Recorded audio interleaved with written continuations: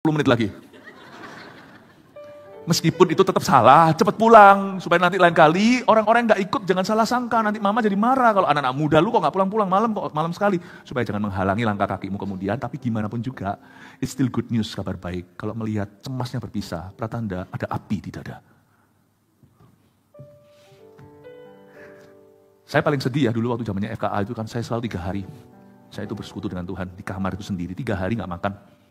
Dan jangan ditiru karena gak minum. Itu pada waktu selesai FKA, selesai hari terakhir, Festival Kuasa Allah itu, yang kebangunan rohani, terjadi kesembuhan-kesembuhan. Dulu sekali pernah di Jakarta. Itu waktu saya check out dari hotel, misalnya saya di Kaohsiung nih, dulu adakannya di sebuah stadion. Keluar itu, sama tim sudah ditunggu di sana di luar. Waktu saya keluar, saya lihat kamar itu saya mau nangis loh. Bukan saya sentimental, enggak. Itu sofa tempat saya berlutut kemarin, dan saya sapa Tuhan. Di situ Tuhan ngomong sesuatu ke saya, aku akan genapi janjiku. Di sebelah sana saya mendoakan untuk orang sakit, saya tengking-tengking setan supaya nanti di dalam ibadah, jiwa-jiwa dibebaskan. Saya keluar rasanya, sedih saya. Cemas berpisah. Cemas berpisah. Anda mau tahu kerohanianmu seperti apa? Gampang. Ketika Anda selesai gereja, gimana perasaanmu? Atau, ayo Pak ke gereja, nanti. Males datang, pelan-pelan, kalau bisa telat, kenapa harus awal? Kalau kita bisa lead, why early? Itu akan menunjukkan. Jangan percaya yang lagi diapelin sama seseorang. Kalau setiap kali dia datangnya juga mau datang mau enggak. Dan udah padahal janjinya 2 jam kita sama-sama makan, 1 jam dari pulangkan. Dia mending sama teman-temannya, saya rasa dia gak terlalu cinta lagi. Mungkin Anda cuma jadi transitan, sorry ngomongnya. Maksudnya nanti kalau ada yang lebih baik pasti dia cari sama itu. Karena Anda, menurut saya, orang kalau menghargai seseorang gak akan gitu. Dia akan datang early, dia pulang sedih. Oh baik. Saya sama istri saya dulu waktu pacaran, saya mau bawa mobil, waktu anterin dia pulang ke rumah, di hari kencan, saya selalu nggak mau di tempat remang, tempat gelap, saya pulangin dia masuk ke daerah rumahnya, dibukain sama pembantunya, sama security-nya, masuk, udah, di mobil kita ngomong sebentar, jangan lama-lama di mobil, ya. Lalu setelah itu cuman, bye, I love you. Saya ngomong sama dia waktu itu, kita sudah tunangan, saya bilang, someday suatu hari, I don't need to drop you off anymore. Suatu hari aku tidak perlu turunkan kamu lagi di sini. Di situ ada papanya, mamanya, tunggu. Saya pasti bawa masuk, cowok gentleman. Ini om tante, anaknya aku kembalikan utuh, itu loh. Kalau saya cium dahinya, say good night, itu bukan di depan papanya, tapi di dekat papanya. Ini di ruang tamu, papanya lewat-lewat gitu, pura-pura nggak tahu, pada lirik-lirik gitu ya. Saya cium dahinya, good night. Someday, I don't have to leave you. Bye.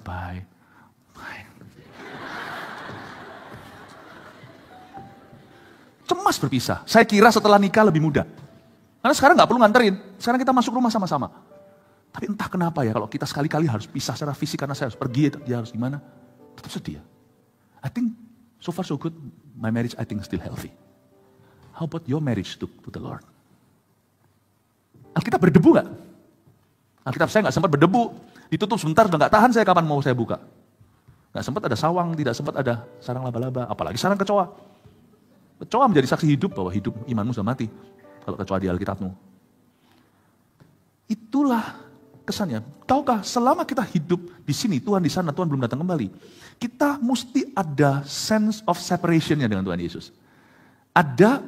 Pasti ada kesan terpisahnya dengan Tuhan. Meskipun kita itu selalu bersama dengan Tuhan Yesus, Tuhan bersama dengan kita, Immanuel Allah beserta. Tapi itulah maknanya kedatangan Tuhan yang belum datang kembali.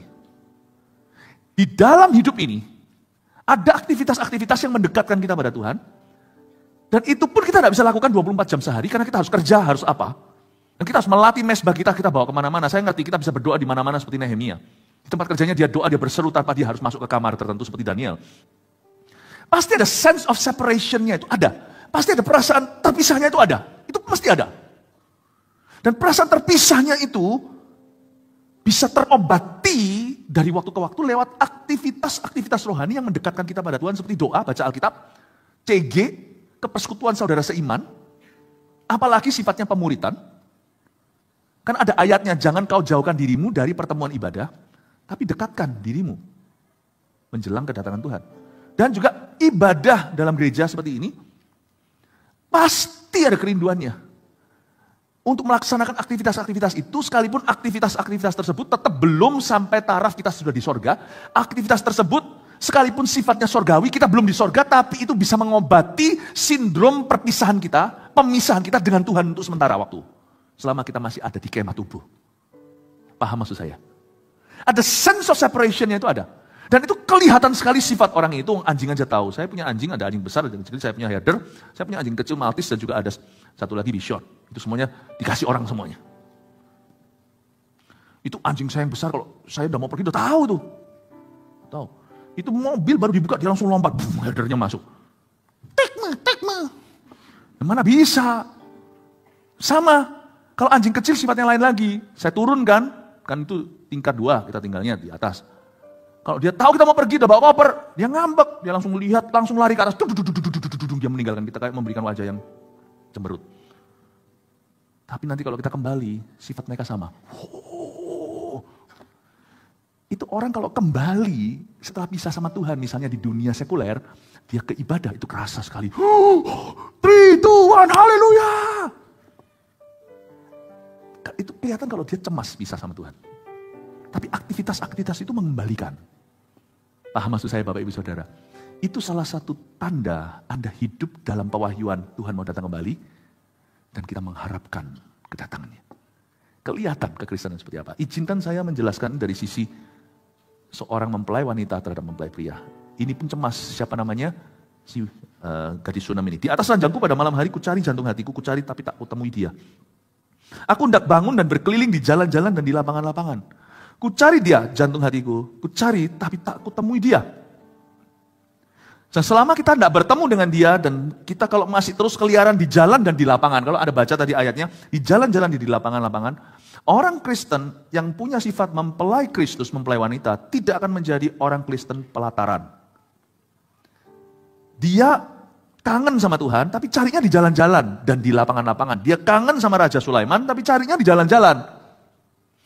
Salah satu hal yang kita lakukan ketika kita mengalami haus dan lapar akan rohani adalah kita tidak memberinya makan secara kerohanian. Banyak orang itu sebenarnya hampa hatinya tapi diisi dengan hobi. Dia kira diisi dengan hobi dia akan puas. Dia kira diisi dengan money, dengan materi dia bisa puas. Salah, kau mau cari apa yang membuat rohmu itu cemas, tidak bisa kau dapatkan di lapangan dan di jalanan. Kalau orang lapar cari makan, lebih natural, karena kita tahu kita kepingin makan. Tapi haus lapar rohani itu seringkali disalah tafsirkan oleh orang yang mengalaminya. Dikira, kenapa ya hatiku itu kok kosong ya? Mungkin dengan nambah koleksi akan terisi. Mungkin kalau aku lebih workaholic, mungkin itu hatiku akan lebih mendapat makna. Mungkin kalau aku punya pacar, yang belum punya pacar, yang sudah menikah, mungkin kalau ini, mungkin kalau itu, mungkin nanti kalau aku punya ini, kalau aku coba ini, coba itu. Belajarlah dari mempelai wanita Salomo. Dia cari kekasihnya, dia cari jantung hatinya di jalan-jalan dan di lapangan-lapangan. Tidak ketemu, malah ketemu peronda-peronda kota. Ku cari dia jantung hatiku, ku cari tak kutemui dia. Aku ditemui peronda-peronda kota. Apakah kamu melihat jantung hatiku? Coba perhatikan kalimat berikutnya. Baru saja aku meninggalkan mereka. Detik di mana gadis Sunam ini mengalihkan perhatiannya. Tidak lagi mencari sesuatu untuk mengisi hatinya di jalan-jalan dan lapangan-lapangan. Tapi dia mencari rajanya di maligainya. Baru saja aku meninggalkan mereka. Kutemui jantung hatiku. Tuhan itu tidak susah dibuat ketemu. Tapi untuk ketemu sama Tuhan, kita seringkali harus sangkali dulu perkara-perkara duniawi. Susah ketemu Tuhan? Enggak. Tuhan enggak susah ditemui. Tapi sebelum kita mau cari Tuhan, mungkin kita perlu memang meninggalkan kesibukan kita. Percuma kita datang ke gereja kalau otak kita masih mikirin yang lain. Ketemunya gak susah, menanggalkannya. Yang menanggalkan yang apa yang menghalangi kita itu yang lebih sulit. Bapak Ibu Saudara, si mempelai wanita ini berkata, ku cari dia jantung hatiku, ku cari tak kutemui dia. Jangan isi hidupmu dengan perkara-perkara jalanan dan perkara-perkara lapangan.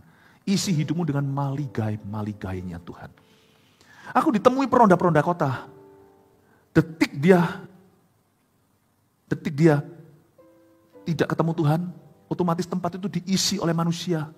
Diisi oleh program-program yang tidak menghidupkan. Diisi dengan aktivitas-aktivitas yang tidak mengisi secara rohani. Lalu dia ketemu dengan peronda-peronda itu. ujung daripada ketemu sama manusia adalah lebih banyak pertanyaan di hati. Apakah kamu melihat jantung hatiku? Nggak ketemu yang dia mau. Baru saja aku meninggalkan mereka. Waktu perempuan ini meninggalkan peronda-peronda kota, langsung kutemu jantung hatiku. Bapak ibu saudara, Tuhan itu tidak susah untuk ditemui. Tapi kalau kita mau sungguh-sungguh berjumpa dengan Tuhan, kadang-kadang memang ada 1-2 hal yang harus kita let go. Peronda-peronda kota, detik kita mau let go. Beberapa orang sulit sekali untuk ketemu sama Tuhan, karena hatinya masih menyimpan kesalahan orang. Coba lihat ya, detik kau lepaskan pengampunan, ya sudah, gak apa-apa, cincailah. Udah gak apa-apa, aku let go. Langsung Tuhan akan bicara dalam hidupmu. Tuhan itu tidak sejauh yang kau kira, Tuhan itu dekat. Tapi ada perkara-perkara yang menjauhkan dari Tuhan, itu harus kau tanggulangi sendiri. Karena itu keputusan hati. Tidak ada paksaan. Meskipun Tuhan itu belum datang, Tuhan itu selalu menyertai umatnya. Dia itu selalu ada di hidup kita. Cuman kadang terasa jauh dan susah, bukan karena Tuhan yang menyusahkan kita, tapi karena ada hal-hal tertentu yang merintangi dan menghalangi. Bisa jadi hal-hal itu bukan aktivitas sungguhan, tetapi attitude atau sikap hati. Bisa jadi sebuah dosa yang merintangi, atau sebuah beban yang tidak perlu kau pikul. Beban yang dipikul, yaitu kadang-kadang ada orang itu yang overthinking. Apa-apa dipikirin. Daripada mikir yang aneh-aneh, mendingan renungkan firman Tuhan. Seperti album Indonesia, nyanyian dari timur. Ada hal tertentu yang harus Anda tanggalkan. Kadang-kadang juga ada aktivitas tertentu. Ada orang kenapa nggak bisa dekat sama Tuhan ya? Kenapa? Karena pergaulannya itu selalu on and off sama orang rusak. Sukanya orang toksik. Lu lain cerita kalau kita di dunia ini pasti ketemu sama orang toksik. Tapi kan bukan hobi. Kalau kita ketemu dengan orang-orang tertentu, karena memang dalam pekerjaan kita nggak bisa tidak bisa dielakkan, kita pasti akan ketemu dengan segala jenis manusia. Itu pun kita bisa milih loh, kalau misalnya ada pekerjaan-pekerjaan tertentu, Anda tahan, Anda nggak tahan. Orangnya memang Anda itu kelemahannya di situ, tapi di dunia kerjamu, selalu harus bersama dengan orang-orang seperti itu. Kalau saya jadi Anda ya, itu bukan benar atau salah. Alkitab mengatakan kalau matamu membuatmu berdosa, cungkilah. Kalau tanganmu yang membuatmu berdosa, penggalap. Saya mendingan ganti pekerjaan, meskipun nggak seenak itu keuntungannya, daripada saya dapat keuntungan besar dan saya binasa. Anda tetap bisa milih, jujurlah dengan dirimu. Ada orang itu yang memang mengerjakan pekerjaan-pekerjaan yang sangat-sangat rawan, karena memang orang itu kelemahannya di sana. Lalu ada orang itu lemahnya soal wanita, tapi kerjaannya memang buka dugem di mana-mana. Saya pernah ketemu seperti ini, tapi bukan di Indonesia. Saya bilang sama orang itu ketika dia berapi-api, ketika dia dijamah di salah satu FK di luar negeri ini. Itu orang itu rebah, dijamah Tuhan luar biasa. Ini di luar negeri ya, ini bukan orang Indo, bukan orang Indonesia. Tapi dia itu pekerjaannya kayak gitu, pekerjaannya hitam. Saya ngomong sama dia nggak percaya. Saya bilang, kamu sekarang bisa berapi-api, tapi selama kamu masih terus berkecimpung di semak belukar yang seperti itu, gandummu tidak akan pernah bertumbuh karena ada lalang yang mencekiknya. Saya bilang, saya prediksi, kalau kamu tidak tegas memilih hari ini bukan salah atau benar. Bagi beberapa orang mungkin dia lebih bisa tahan, tapi Anda itu kelemahannya di sini, kelemahannya di sana kok orang itu. Apalagi pekerjaannya jelas-jelas hitam. Saya bilang kalau kamu tidak segera tegas di masa-masa toleransi ini, saya prediksi, saya tidak perlu buat, karena saya tidak punya niat melihat Anda mundur dari Tuhan, tapi saya prediksi secara alami, dalam waktu 2-3 tahun Anda akan murtad lagi dan tidak akan pernah kembali. Enggak lah Pastor Philip, Tuhan akan memberiku kemampuan untuk bisa bertahan, untuk tetap bisa tulus, jujur, sekalipun dalam bisnis ini. Oke, silakan, you try lah. 3 years later, he's gone. Mengumpat Tuhan hari ini. You cannot. Kadang-kadang Anda memang harus meninggalkan peronda-peronda kota tertentu. Ada peronda-perondamu yang harus Anda sangkali dan korbankan. Saya tidak pernah jadi pendeta yang aneh-aneh, karena kita itu harus nasihat orang itu kadang-kadang kita dianggap seperti mouthpiece atau sebagai jubirnya Allah. Kadang-kadang kalau kita ngomong sesuatu itu kalau kita kurang hati-hati, bisa dianggap mentah-mentah, diterima mentah-mentah sebagai perintah dari Tuhan. Saya tidak pernah sembarangan suruh orang putus pacar, suruh orang itu ganti pekerjaan, saya nggak gitu. Saya itu sangat hati-hati soal begitu. Tapi kali itu saya ngomong terus terang, jelas-jelas itu hitam. Abu-abu aja saya selalu beritahu sama orang harus bijaksana. Ini hitam.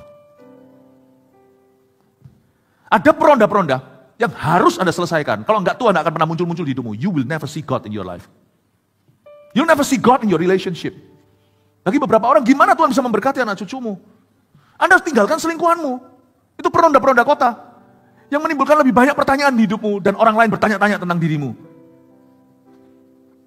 You want to end the questions once and for all. Kalau itu pertanyaan bukan pertanyaan tentang Tuhan dan mendekatkan kita pada Tuhan, ada pertanyaan-pertanyaan dari peronda-peronda itu yang harus Anda hentikan silence dan Anda harus diam.